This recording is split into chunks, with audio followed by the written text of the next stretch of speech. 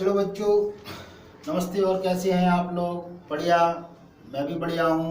Notes बनाते रहिए, क्योंकि नोट्स बनाएंगे, आप लिखेंगे तभी नंबर मिलेंगे। आप कितने भी वीडियो देखते रहें, कभी आप नोट्स नहीं बना सकते।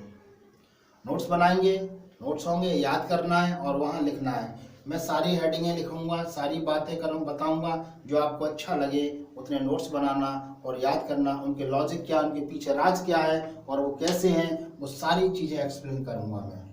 पिछले वीडियो में मैंने 4-5 हेडिंग बता दी थी। अगली हेडिंग है हमारे पास ऑक्सीकरण अवस्था, विद्युत ऋणात्मकता, इलेक्ट्रोनेगेटिविटी, विद्युत ऋणात्मकता। हेडिंग वहीं से, चैप्टर वहीं से स्टार्ट हो रहा है, क्योंकि लंबा वीडियो काफ़ी अच्छा नहीं लगता। छोटे छोटे वीडियो हम टुकड़ों में डालेंगे, थोड़ा लंबा होगा, प्रत्येक ग्रुप थोड़ा लंबा होगा, लेकिन उनके बारे में जानकारी होना बहुत ज़रूरी है। छोटी छोटी हमें जानकारी रखनी है, जिससे कि हमारे इंटरमीडिएट हमारा क्वेश्चंस जो प्रॉब्लम्स है, हमारे सबसे पहले एक बाउंड्री पार करनी है भाई। सबसे पहले 12th पास करोगे, 12th पास करोगे तो हमसे भी अच्छे से अच्छी बेहतरीन आपको टीचर मिलेंगे, आपका ब्रेन भी खुला होगा। इस समय आप दबे हुए हैं, स्टडी मिल नहीं रही है, तो हमें केवल ऐसे नोट्स की ज़रूरत है जो हमें लिखे हुए मिल जाएं और जिससे हम याद कर रहे लिखाएं, लेकिन उसका लॉजिक भी हमें आना चाहिए। तो वो भी मैं क्लियर करूंगा, थोड़ी थोड़ी बातें। जैसे पहले आता है, अब अगली हेडिंग आती है, नंबर डाल लेना, मुझे ध्यान नहीं है, इलेक्ट्रोनेगेटिविटी यानी कि ऋणात्मकता।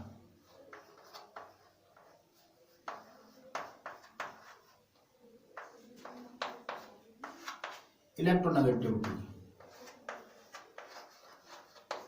इलेक्ट्रोनेगेटिविटी,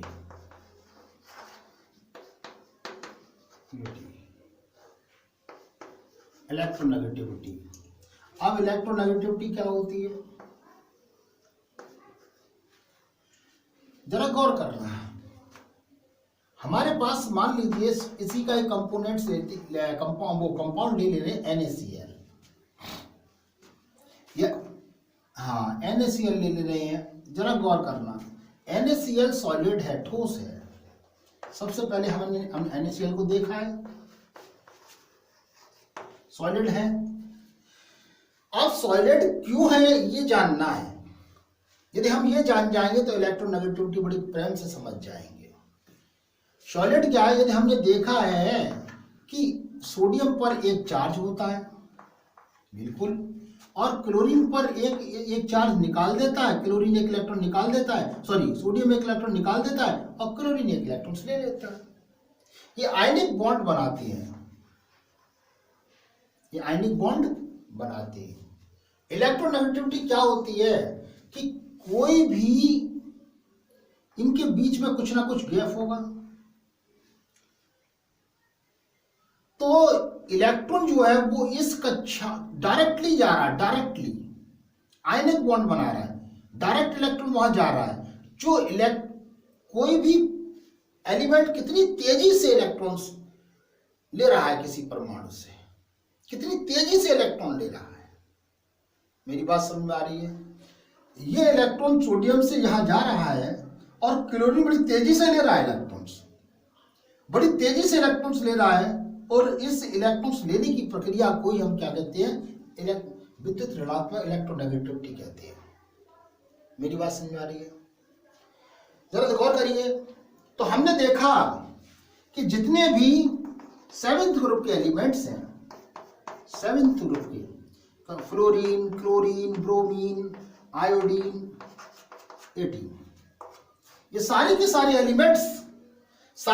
एलिमेंट्स नेगेटिव बनाती है। बनाते हैं कि नहीं? बिल्कुल हाँ, बनाते हैं सब। क्लोरीन भी बनाता है, क्लोरीन बनाता है, ब्रोमीन भी बनाता है, आयोडीन आता है। ये सारे के सारे इलेक्ट्रॉन्स ले लेते हैं, बड़ी तेजी से इलेक्ट्रॉन्स को ले लेते हैं। क्लियर बात समझ में आ रही है? जब इलेक्ट्रॉन्स को ले लेते हैं तो इसका मतलब इनकी इलेक्ट्रोनेगेटिविटी ज्यादा होगी। जब इनकी इलेक्ट्रोनेगेटिविटी ज्यादा होगी तो स्वाभाविक बात है हमारे पास फर्स्ट ग्रुप यहां आता है, फर्स्ट ग्रुप, और जो 7th ग्रुप है। पीरियोडिक टेबल आपने कई बार पढ़ी है, अच्छी बात है, पढ़ना चाहिए, याद कर ले, किसी भी ढंग से याद कर लो, एलिमेंटों को याद कर लो। हमने देखा hydrogen, lithium, sodium, potassium, rubidium, caesium and francium. हमने देखा कि ये पॉजिटिव चार्ज बनाते हैं सबके सब, जब बाहर एक इलेक्ट्रॉन्स निकाल देते हैं। जब एक इलेक्ट्रॉन्स निकाल देते, इसका मतलब ये हुआ इनकी इलेक्ट्रोनेगेटिविटी उनकी तुलना में बहुत कम होती है। समझ में आ रही है ये बात? बिल्कुल समझ में आ रही हो। किसी नेगेटिव पार्टिकल, नेगेटिव एलिमेंट्स द्वारा इलेक्ट्रॉन को खींचना, तेजी से खींचना, तो इसकी इलेक्ट्रोनेगेटिविटी ज्यादा है। इसकी इलेक्ट्रोनेगेटिविटी करीब 3 के आसपास होती है। समझाई?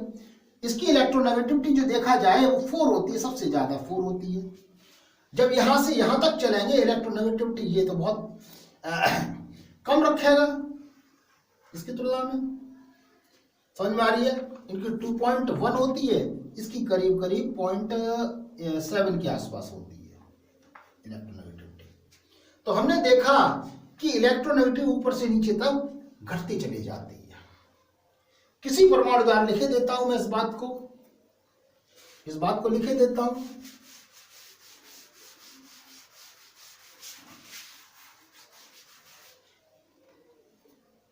किसी परमाणु या अणु द्वारा जितनी जल्दी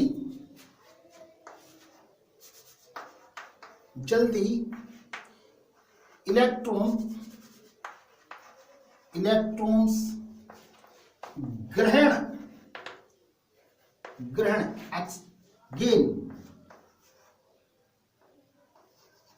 गेन या एक्सेप्ट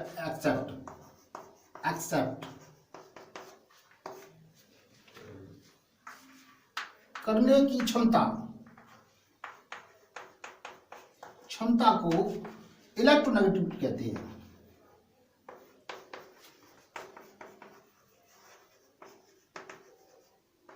नेगेटिविटी कहते हैं। बहुत इंपॉर्टेंट पॉइंट है इलेक्ट्रोनेगेटिव बहुत कुछ बताती है। इसका मैं एक वीडियो मैंने बनाया है, अपलोड नहीं किया है क्योंकि उसमें वीडियो में काफी बड़ा बनाना, कई पॉइंट क्लियर करने हैं, तो वो मैंने बनाया, मैं इसके दे दूंगा। क्योंकि यदि आपको ये आ गया इलेक्ट्रोनेगेटिविटी के बारे में आ गया तो आप बहुत क्वेश्चन सॉल्व करेंगे और वो एक जादू होगा। क्लियर बात नहीं? तो हमने देखा, तो जरा गौर करना, इनकी सभी की ऊपर से नीचे की तरफ चलने पर इलेक्ट्रोनेगेटिविटी का मान कम होता चला जाता है। यानी क्षार धातुओं में बात क्षार की कर रहे हैं, क्षार धातुओं में यानी कि एल्कलिक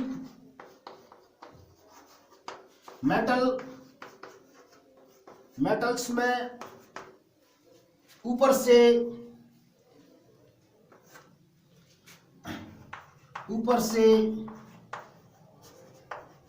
नीचे की तरफ आने पर इलेक्ट्रोनेगेटिविटी का मान घट जाता है।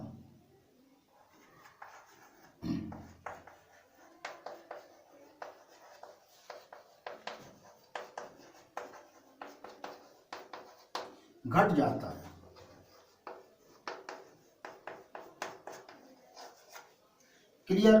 जैसे हम ऊपर से नीचे की तरफ चले, मैं फिगर भी बना देता हूं। 3, 4, 5, 6 और 7। तो यहाँ जो इलेक्ट्रोनेगेटिविटी होती है वो करीब 2.1 है। हाइड्रोजन, लिथियम, बार बार लिखोगे याद हो जाएगा। Hydrogen, lithium, sodium, potassium, rubidium, caesium and francium. Yes, यहाँ पर हमारे पास करीब 1.1 होता है और 2.1। हाइड्रोजन की याद रखनी है आपको क्योंकि पूछ ली जाती है और उससे कई सवाल सॉल्व होंगे जब, ठीक है। और यहाँ पर इसकी इलेक्ट्रोनेगेटिविटी 2.7 होती है और इसका कोई भी मापदंड नहीं है, ठीक है। पॉली ने ये निकाला था, पॉली ने इसकी खोज की थी इलेक्ट्रोनेगेटिविटी की। क्लियर बात समझ में आ रही है? और इलेक्ट्रोनेगेटिविटी ने एक बहुत बड़ा हंगामा पैदा कर दिया। 1920 में, ज्यादा दिन नहीं, 1920 में इसकी खोज हुई थी और इसने एक नया हंगामा पैदा किया। इसके बारे में पूरा वीडियो है मेरे पास, ठीक है, ये याद रखना है आपको। तो ऊपर से नीचे की तरफ जाने पर इलेक्ट्रोनेगेटिविटी का मान कम हो जाता है। क्या हो जाता है? कम हो जाता है, कम हो जाता है, यानी डिक्रीजन हो जाते हैं, डिक्रीज हो जाती है। क्लियर बात में। और यहाँ से इधर चले, हम इधर चले तो इलेक्ट्रोनेगेटिविटी का मान अधिक हो जाता है। ध्यान रखना है, सबसे यदि वो पूछता है, एक प्रश्न आ जाता है कि सबसे अधिक इलेक्ट्रोनेगेटिविटी किनकी होती है, तो आप लिखेंगे फ्लोरीन की। कितनी होती है? 4। कितनी होती है? 4। फ्लोरीन की 4 होती है, और फ्रेंसियम की सबसे कम होती है, क्योंकि यहाँ फ्रेंसियम आ गया, और इसकी सबसे कम होती है 0.7 इलेक्ट्रोनेगेटिविटी होती है। क्लियर बात? जल्दी से कॉपी कर लीजिए।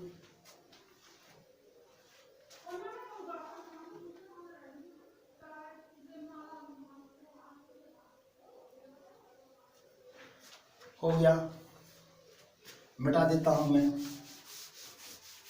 क्योंकि भाई मैं नहीं जानता आज की तकनीकी को नहीं जानता हूं, इसलिए मुझे सामने प्रॉब्लम्स आ रही हैं।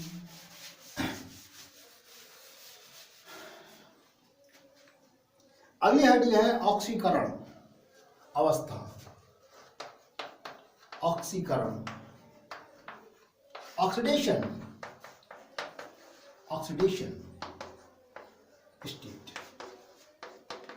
जरा गौर करिए, ऑक्सीडेशन स्टेट क्या होती है? हमने देखा है 1 2 3 4 5 6 और एक और बना देता हूं 7।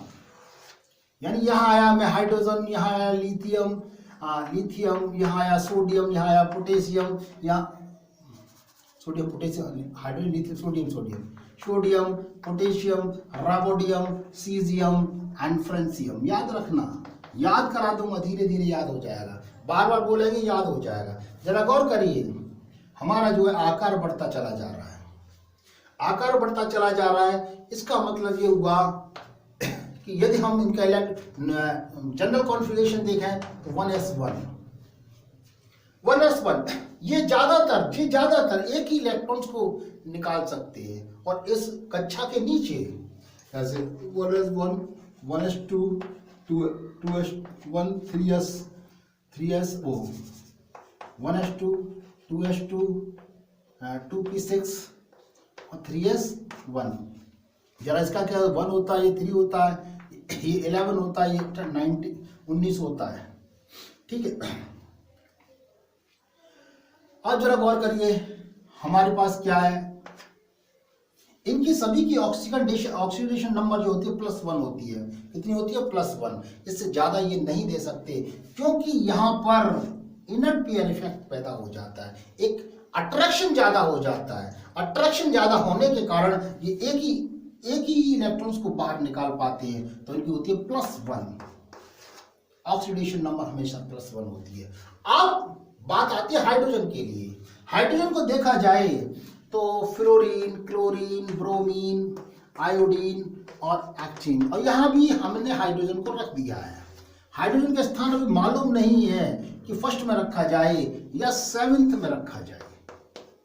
गौर करते जाना, जिन बच्चों को आता है, इन बच्चों को आता है, कोई बात नहीं है। जरा मैं डेफिनेशन बाद में लिखूंगा, पहले समझा दे रहा हूं। तो क्या देखा कि हाइड्रोजन जब यहां रखा हुआ है, मेटलों के साथ रखा हुआ, तो +1 होगी। नॉन मेटलों के साथ रखा हुआ तो -1 होगी। हाइड्रोजन की -1 ऑक्सीडेशन नंबर होगी। क्लियर? ऑक्सीडेशन नंबर -1 होगी। क्लियर बात समझ में आ रही है? तो हम यहाँ यदि हाइड्रोजन को यहाँ रखते हैं, तो हमारे पास ऑक्सीडेशन +1, मानिए इन धातुओं के साथ बात कर रहे हैं हाइड्रोजन की, तो इसका मतलब +1 होती है। क्लियर बात समझ में आ रही है? ये बात, अब मैं इसकी डेफिनेशन लिखे देता हूँ, कुछ बातें लिखे देते हैं, क्योंकि ये इतना ड्रामा लिखना तो नहीं है। वहां पर इंटरमीडिएट में वो मांग रहा है आपसे आप लिख कर दीजिए, तो आप लिखेंगे। तो देखा, ठीक है, सभी तत्वों का, सभी क्षारीय तत्वों का छात्र थे एल्कलिक मेटल। एल्कलिक मेटलों का सामान्य विन्यास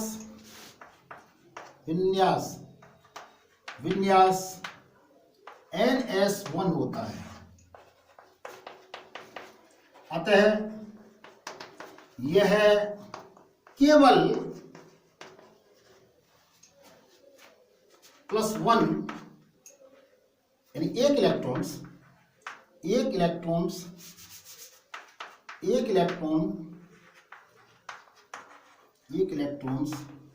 को निकाल सकते हैं।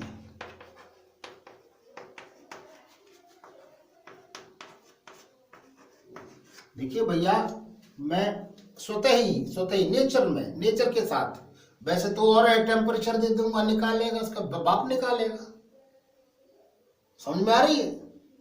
मैं टेम्परेचर थोड़ा नहीं दे रहा हूं, मैं तो केवल एक नॉर्मली बेस में नेचर के साथ क्या करता है, एक इलेक्ट्रॉन निकाल सकते हैं।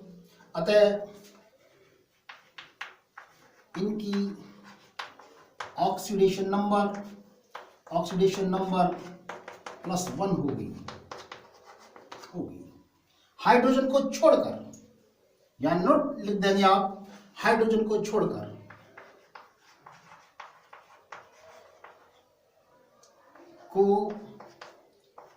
हाइड्रोजन को एल्कलिक मेटल माना गया है, एल्कलिक मेटल मानते हुए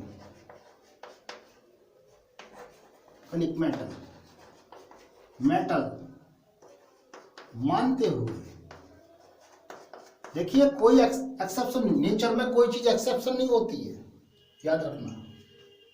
नेचर में कोई एक्सेप्शन नहीं होता है, नेचर में सारे की सारे वो नेचर का फॉलो करते हैं। तो यहाँ हाइड्रोजन को हमने क्या माना है, एल्कलिक मेटल माना है, इसलिए हमने +1 उसकी रख दी है। इस तरीके से हम उसे मान्य कर सकते हैं। अब क्लियर? अगला आता है हेडिंग। अगली हेडिंग आती है, आपको रट जाएंगे, सारी बातें रट जानी। बहुत सिंपल भाषा में लिख रहा हूँ, बहुत सिंपल भाषा में। अगला बात आती है कि इन्हें ज्वाला के साथ जलाया जाए। ज्वाला यानी कि इन्हें वर्न किया जाए।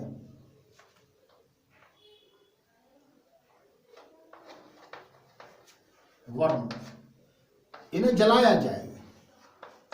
अब ये बात तो हमें रटनी पड़ेगी, क्योंकि ये रटने की चीज है। तो लिथियम जब जलाया जाता है, लिथियम को जलाया जाता है, हीट किया जाता है, या वर्न किया जाता है, वर्न लिख लो, URN। वर्न तो नीला कलर देता है, याद रखना। सोडियम को जलाया जाता है, तो वो सुनहरा हरा कलर देता है, सॉरी पीला, सुनहरा पीला देता है। इसी तरीके पोटेशियम को जलाया जाता है, पोटेशियम जलाने पीला बैंगनी देता है, बैंगनी रंग देता है, ठीक है। और रेबोडियम को जलाया जाता है, तो वो हमारे पास लाल बैंगनी देता है, लाल बैंगनी देता है। और जब सीजियम को जलाया जाता है, फ्रेंचन तो रेडियो एक्टिव है, तो केवल बैंगनी देता है। अब इसे याद कैसे करेंगे? लाल पीला बैंगनी, लाल पीला बैंगनी, क्लियर? नीला पीला बैंगनी, नीला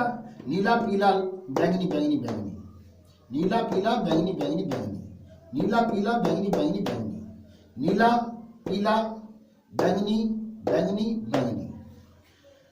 समझ में आ रही है? इस तरीके से हम याद कर लेंगे। मिटा दिया जाए, ये बहुत कहीं पूछ लिया जाता है कि लिथियम को जलाने पर हमें कैसा देता है। तो लिथियम नीला, सोडियम पीला, पोटेशियम बैंगनी, और रेबोडियम लाल बैंगनी देता है, और ये बिल्कुल बैंगनी दे देने लगता है। क्लियर बात समझ में आ रही है? ये आपको रचना पड़ेगा, क्योंकि प्रैक्टिकल्स करोगे तो काफी लैब में जाना पड़ेगा। यहाँ लैब तो है नहीं है। अगली हेडिंग आती है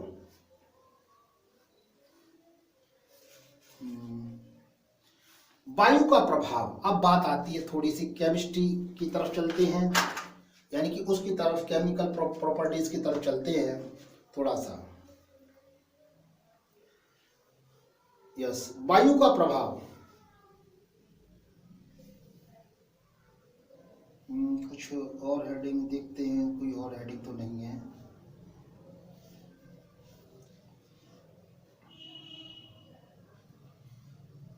वायु का प्रभाव, वायु का प्रभाव मैंने कोई पढ़ा नहीं है, किताब सामने रखी हुई है, बस मैं उसे एक्सप्लेन करता चला जा रहा हूं और कुछ नहीं है। अब वायु का प्रभाव देखा जाए तो बड़ा अजीब।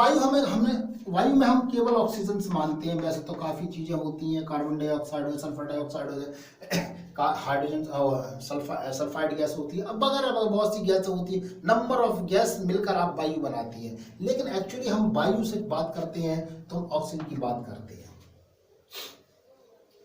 अब लिथियम को लिया जाए, सर पहले हाइड्रोजन को लेते हैं, हाइड्रोजन को वायु के साथ ट्रीट कराते हैं तो हमारे पास क्या है, बिल्कुल। लेकिन ये इतना स्लो रिएक्शन है, स्लो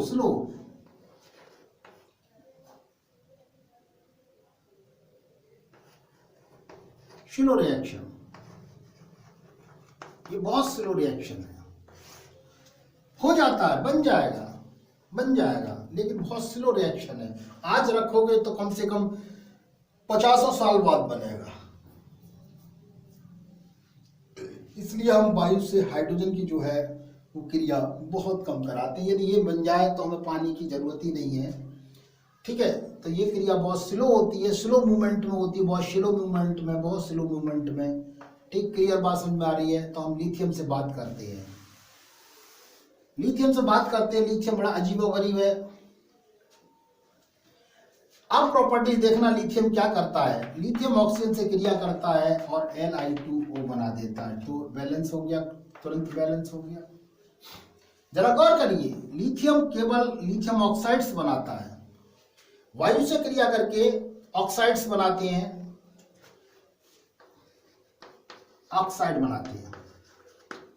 ऑक्साइड। अब यहां पर छोटी छोटी बातें लिखनी है, छोटी बातें कि ये सारे के सारे ऑक्साइड्स बनाते हैं, वाटर भी नहीं, वो हाइड्रोजन नहीं बनाया, लेकिन हाइड्रोजन स्लो में रहा, इसलिए अब मैं सोडियम लेता हूं, सोडियम के साथ भी ऑक्साइड्स बनता है, और सोडियम हमारे पास Na2O बनाता है, Na2O2 बनाता है, और सोडियम पर ऑक्साइड, सोडियम, हाँ, Na2O2, वहां से, राइट, बिल्कुल यही बनाता है।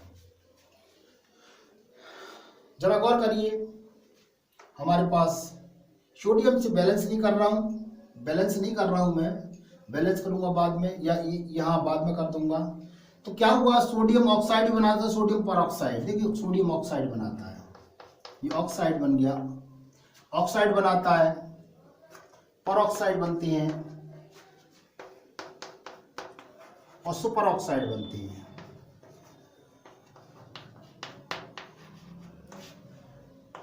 ऐसा नेचर है इनका। ऑक्साइड यहां बना लिया, सोडियम ऑक्साइड, सोडियम पर ऑक्साइड, सोडियम तो है ही है और सोडियम यहां लिख दिया, सोडियम ऑक्साइड और सोडियम पर ऑक्साइड, सोडियम पर ऑक्साइड बना लेता है, ठीक है।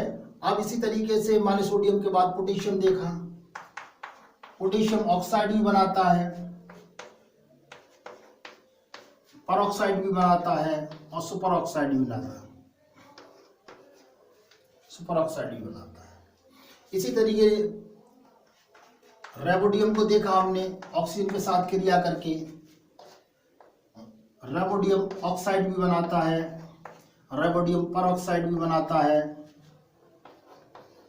और रेबोडियम सुपर ऑक्साइड भी बनाता है। क्लियर बात समझ में आ रही है? मैं कहीं, हाँ, सुपर ऑक्साइड भी। अब फ्रेंड्स, सीजियम पर आता है, सीजियम आती है, सीजियम भी क्या करता है, ऑक्साइड भी बनाता है, सीजियम परऑक्साइड भी बनाता है और सुपर ऑक्साइड भी बनाता है। समझ में आ रही है? ये हमारे पास क्या है, ये केवल ऑक्साइड्स बनाता है, ये ऑक्साइड बनाता है और परऑक्साइड, सुपर नहीं परऑक्साइड, सॉरी, हाँ सोडियम परऑक्साइड, यहाँ ये सुपर ऑक्साइड्स है, ये सुपर ऑक्साइड्स है, ठीक है, जगह नहीं है सुपर लिख देता हूँ, ये वाला सुपर ऑक्साइड, चलो ये लिखा हुआ सुपर ऑक्साइड। तो हमने देखा कि हाइड्रोजन केवल ऑक्साइड बनाता, ऑक्साइड वो भी क्षारीय नहीं होता, लेकिन इनके सारी ऑक्साइड सारी के सारी क्षारीय होते हैं। क्लियर बात समझ में आ रही है? ये बात कॉपी करनी है तो आप क्या कहोगे, वायु से क्रिया करने पर फर्स्ट ग्रुप के जो एलिमेंट्स है ऑक्साइड पर मिटा के लिखे देता हूं मैं, ये बात क्लियर, ये कॉपी याद रखना, ये बाद में उतार देना उस हेडिंग के बाद। क्लियर बात समझ में आ रही है? हेडिंग के बाद उतार देना जो मैं हेडिंग लिख दूं।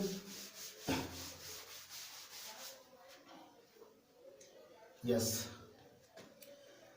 वायु सभी वायु के साथ क्रिया कर ऑक्साइड, सभी नहीं, वायु के साथ क्रिया कर ऑक्साइड कॉमा परऑक्साइड व सुपर ऑक्साइड बनाती है, ऑक्साइड बनाती है।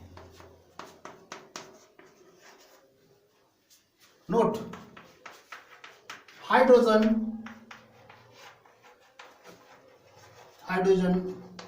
वायु के साथ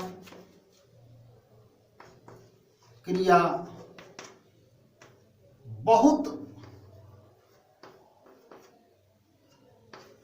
लंबे समय में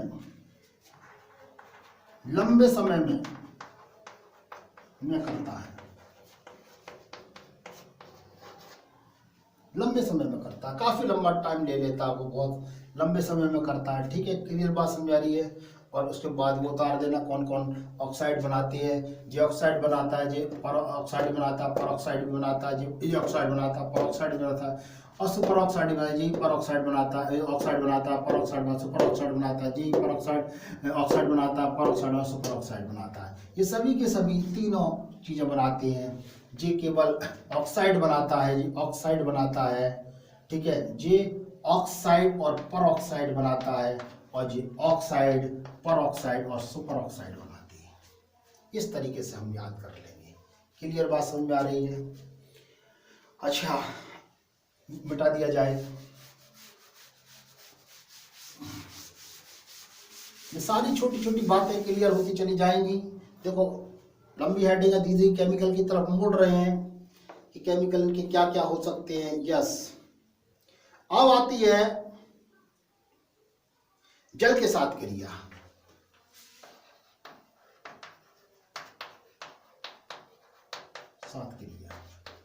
रिएक्शन विद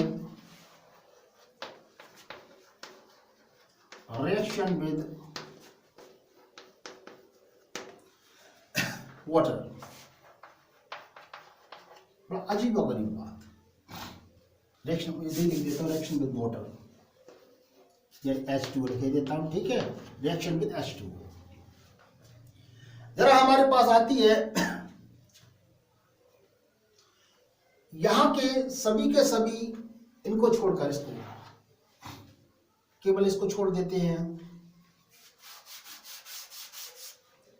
लिथियम से लेते हैं, तो लिथियम पर हम वाटर की क्रिया कर देते हैं। देखते जाना, लिथियम से वाटर की क्रिया करते हैं तो लिथियम हाइड्रोक्साइड बनाता है। जरा गौर करिए, हमारे पास कितने, 2 हो गए, तो 2 ऑक्सीजन हो गए यहाँ पर, और हमने क्या कर दिया है, हाइड्रोजन रिड्यूस कर दिया। इसी तरीके से सोडियम लेते हैं, सोडियम पर वाटर की रिएक्शन करते हैं हमारे पास, तो हमारे पास क्या आता है, सोडियम NaOH आ जाता है, और हमारे पास क्या बनाता है, हाइड्रोजन गैस रिलीज कर देता है। इसी तरीके से हमारे पास पोटेशियम आता है, पोटेशियम के साथ वाटर का रिएक्शन करते हैं तो हमारे पास आ जाता है, पोटेशियम हाइड्रोक्साइड बना देता है और प्लस हाइड्रोजन रिड्यूस कर देता है। रिलीज कर देता है, हाइड्रोजन को रिलीज कर देता है, फिर रेडियम आता है, रेडियम भी इसी प्रकार वाटर से रिएक्शन करके देखिए अपने आप रिएक्शन आते, सॉरी आरबी अपने आप आते चले जाएंगे रिएक्शन आप लोगों को, क्योंकि हम लोग क्या है, हम लोगों को पढ़ने का तरीका क्या है कि आधा इधर पढ़ लिया आधा उधर पढ़ लिया, कुछ नहीं है कुछ नहीं है, आप देखते चले जाएंगे, आपको रिएक्शन अपने आप आते चले जाएंगे कौन क्या क्या करता है। इसी तरीके से ये फ्रेंशियम और सीजियम भी करता है, वाटर से रिएक्शन कर लेता है और वाटर से रिएक्शन करके हाइड्रोक्साइड बना लेता है।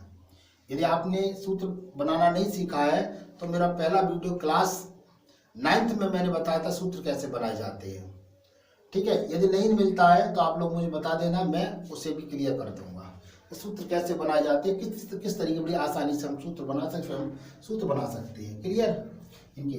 तो सारे के सारे बड़ी तेजी से हाइड्रोक्साइड बनाते हैं। जब हाइड्रोक्साइड बना लेते हैं तो हम कह सकते हैं कि